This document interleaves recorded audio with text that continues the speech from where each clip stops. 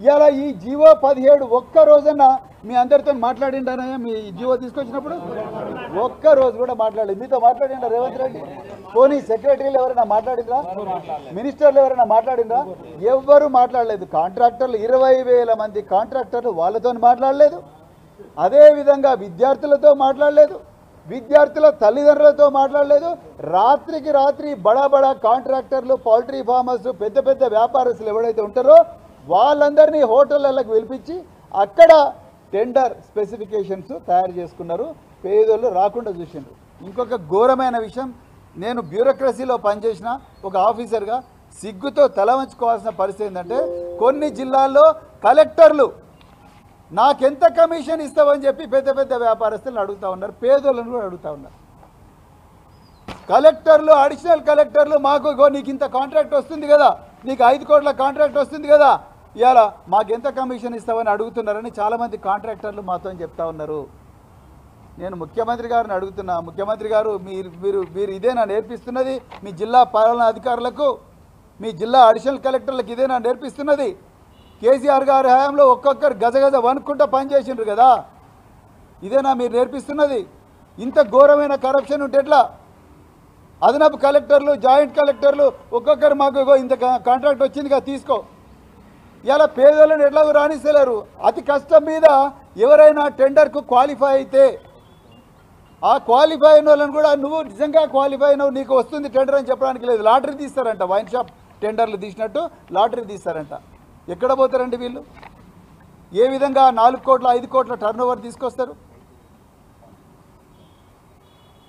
So ఈ విధమైన ఘోరమైన నేరాలు ఈరోజు జరుగుతూ ఉన్నాయి ఈ సోషల్ వెల్ఫేర్లో.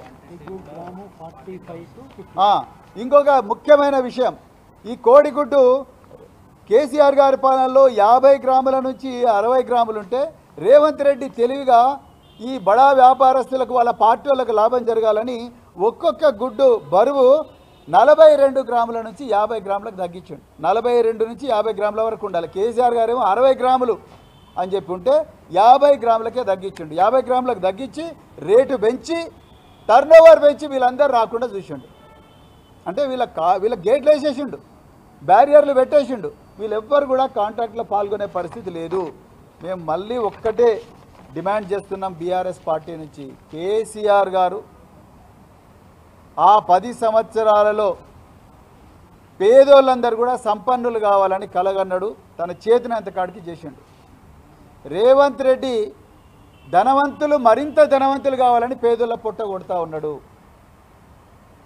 పిల్లల పొట్ట కొడతా ఉన్నాడు. 103 మంది పిల్లలు చచ్చిపోయినారు. ఎన్నో విషాహార సంఘటనలు. తల్లిదండ్రులను స్కూళ్ళకి రాణిస్తలేదు. ఈ ఘోరాలు, ఈ నేరాలు, ఈ దొంగతనాలన్నీ తెలుస్తాయని అధికారులేమో ఏసీ రూమ్లలో కూర్చొని బడా కాంట్రాక్టర్లతో మిలాఖతై వాళ్ళ దగ్గర నుంచి కమిషన్లు తీసుకుంటా వీళ్ళందరినీ కూడా ఎవరిని రానివ్వడం లేదు. ఇది కోడిగుడ్ల కుంభకోణం ఒకటే కాదు, కూరగాయల కుంభకోణం నడుస్తూ ఉన్నది.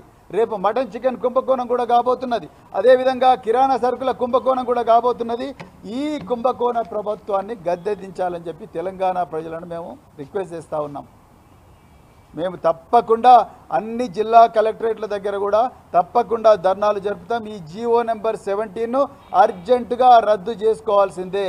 ఇది పెద్ద కాంట్రాక్టర్లు, పెద్ద పౌల్ట్రీ ఫార్మర్స్ ఎవరైతే ఉన్నారో ఈ పౌల్ట్రీ ఫార్మర్స్, లేకపోతే పెద్ద బడా వ్యాపారస్తులు, కాంగ్రెస్ బడా నాయకుల బినామీలు ఎవరైతే ఉన్నారో వాళ్ళందరికీ లాభం కలిగించే జీవో 17 ఏదైతే ఉందో దాన్ని అర్జెంటుగా రద్దు చేసుకోవాలి. లేకపోతే మాత్రం స్కూళ్ళల్లో సరుకులు పోవు, విద్యార్థులు ఇబ్బంది పడతారు. రేపొద్దున పాలన అస్తవ్యస్తమవుతుంది. రేవంత్ రెడ్డి దయచేసి గుర్తుపెట్టుకో. మేము న్యాయ వ్యవస్థ దగ్గర కూడా పోతాం. మేము న్యాయ వ్యవస్థను కూడా చేతులు జోడించి కోరుకుంటున్నాం. దయచేసి మీరు పేదల పక్షం ఉండండి.